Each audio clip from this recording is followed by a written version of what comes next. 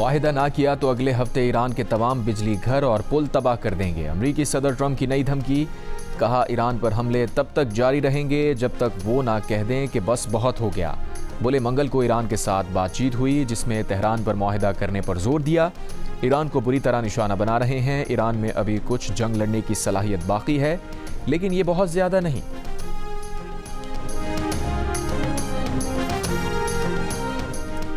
Iran के एक एक इंच का दिफा करेंगे। अमरीकी सदर की धमकियों पर ईरानी सदर मसूद पज़ेश्कियां का रद्द-ए-अमल। कहा, ट्रंप बताएं क्या उन्होंने मैदान जंग में अपने मकासद हासिल कर लिए?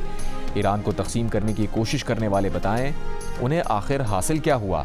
ईरान के नायब वज़ीर ख़ारजा ने कहा, अमरीका ये समझता है कि उसके हमले और नाकाबंदी तेहरान को मुज़ाकरात पर मजबूर कर देंगे तो वो गलती पर है।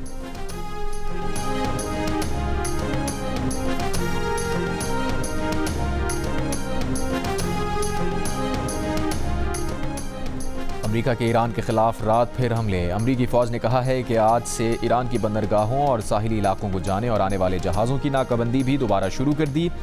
मशरिक़ वस्ता में 20 से ज़ायद लड़ाका तैयारे, सैकड़ों तैयारे ऑपरेट कर रहे हैं। सेंटकॉम सरबरा एडमिरल ब्रैड कूपर ने कहा, ईरान ने 7 रोज़ में 7 तजारती जहाज़ों पर हमले करके खित्ते में आम शहरियों को निशाना बनाया। 10 से ज़ायद शहरी हलाक, ज़ख्मी या लापता हो गए। ईरानी शहर हंगाम, बमपूर, बंदर अब्बास, कीश, कशम, हरमज़गान, सिरक और हाजीआबाद में भी धमाके। बूशहर न्यूक्लियर पावर प्लांट पर फ़ज़ाई दिफाई निज़ाम फ़ाल।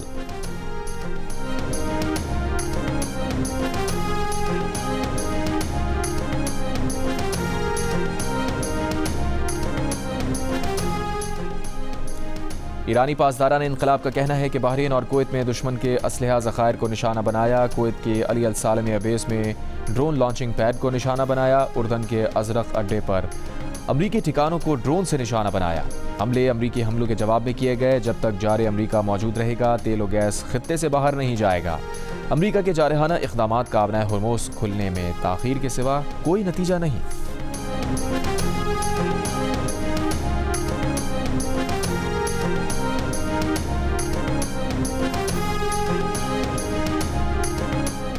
कुवैत का कहना है कि ईरानी हमलों में एक बहरी जहाज़ निशाना बना, 4 फौजी ज़ख्मी।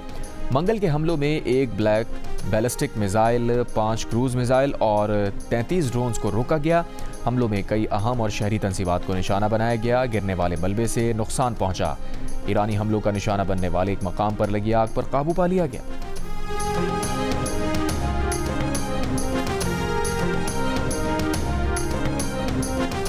Chairman Peoples Party Bilawal Bhutto Zardari की ज़ेर सदारत आज़ाद जम्मू कश्मीर में इजलास। बिलावल भुट्टो ज़रदारी ने कहा, इंतखाबी अमल से बॉयकॉट करने वाली सियासी जमातों के अमल की मज़म्मत करते हैं। इंतखाबात के बाद आइनी फोरम का इनेकाद होना चाहिए जिसमें तमाम स्टेक होल्डर्स के साथ बैठ कर कश्मीरी अवाम फैसले करें। आज़ाद कश्मीर की हुकूमत ने एहतजाज करने वालों के मुतालबात 100% पूरे किए। आपने 30 दिन तक एहतजाज का रिकॉर्ड बना लिया। एहतजाज ता हयात के लिए नहीं होते। अब इस एहतजाज को ख़त्म करें, आए बात करें। निज़ाम में रहते हुए हुकूक हासिल करने होंगे। आज़ाद जम्मू कश्मीर में MQM और बानी MQM वाली सियासत नहीं देखना चाहता। बिलावल भुट्टो का आज़ाद कश्मीर के इंतखाबात तक वहीं मौजूद रहने का ऐलान। बिलावल भुट्टो को सरबराह JUI मौलाना फजल रहमान का फ़ोन। दोनों रहनुमाओं का कश्मीर कॉज के लिए मुश्तरका हिकमत अमली पर इत्तफाक।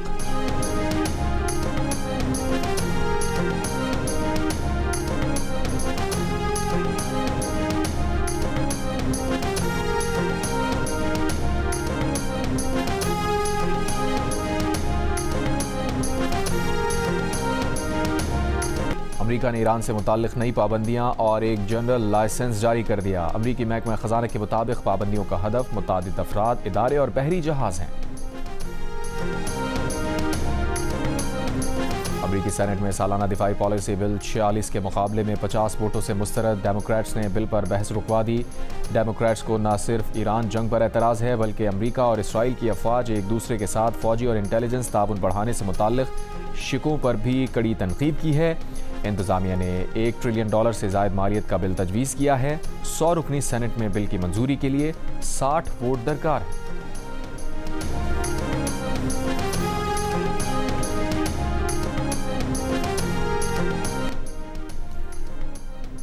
$25 की रोटी, $35 का नान। हुकूमत कीमतें कंट्रोल करती रह गई। लाहौर में नान बाइयों ने कीमत बढ़ा दी। रोटी की कीमत में 9 रुपये और नान की कीमत में 10 रुपये इजाफे का ऐलान।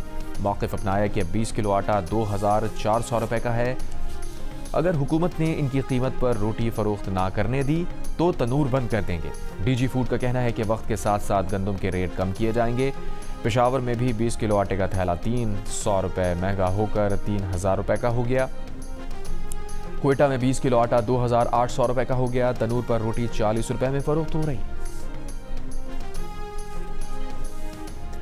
इस्लामाबाद और लाहौर समेत पंजाब के मुख्तलिफ इलाकों में बारिश हुई। महकमा मौसमियात के मुताबिक आज शाम और रात में कश्मीर, बालाई खैबर पख्तूनख्वा, शुमाल मशरक़ी पंजाब और गिलगित बल्तिस्तान में चंद मकामात पर तेज़ हवाओं और गरज चमक के साथ बारिश का इम्कान है। मुल्क के बेशतर इलाकों में मौसम गर्म और शदीद हब्स रहने की पेशगोई।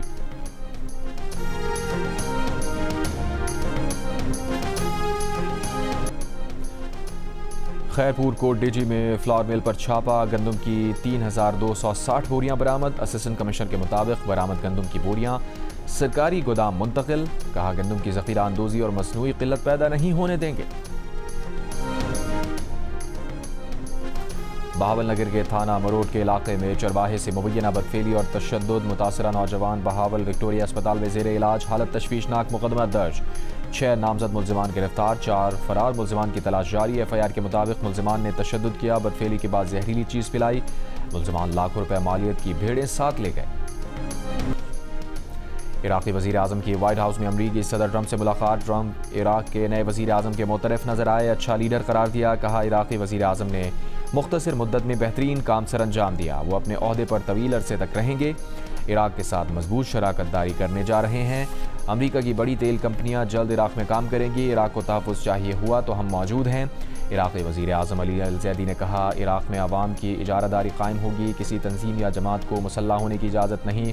इराक़ी सरज़मीन पर मुसल्लह अफ़वाज के सिवा किसी भी इदारे या ग्रोह को हथियार उठाने की इजाज़त नहीं होगी। माज़ी नहीं, मुस्तक़बिल पर बात करना चाहते हैं।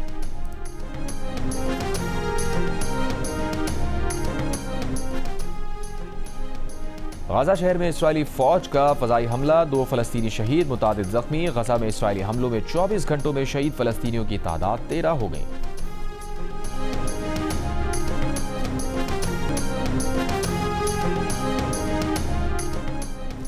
फुटबॉल वर्ल्ड कप के पहले सेमीफाइनल में स्पेन फ्रांस को 0 के मुकाबले में 2 गोल से हराकर फाइनल में पहुंच गया। स्पेन का पहला गोल 22वें मिनट में माइकल ओयारज़ाबाल ने पेनल्टी किक पर किया। दूसरा गोल पेड्रो पारो ने मैच के 58वें मिनट में किया।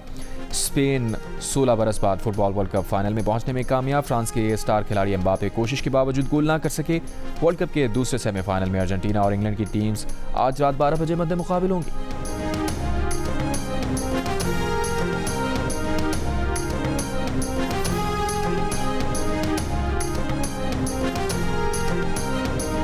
फीफा वर्ल्ड कप सेमीफाइनल मुख्तलिफ शहरों में बड़ी स्क्रीन पर दिखाया गया। कराची, हैदराबाद और घोटकी में महकमा खेल सिंध की जानिब से बड़ी स्क्रीन पर मैच दिखाया गया। मलीर, मेमन गोट, शराफी गोट में सैकड़ों शायकीन बड़ी स्क्रीन पर मैच से लुत्फ़ अंदोज़ हुए।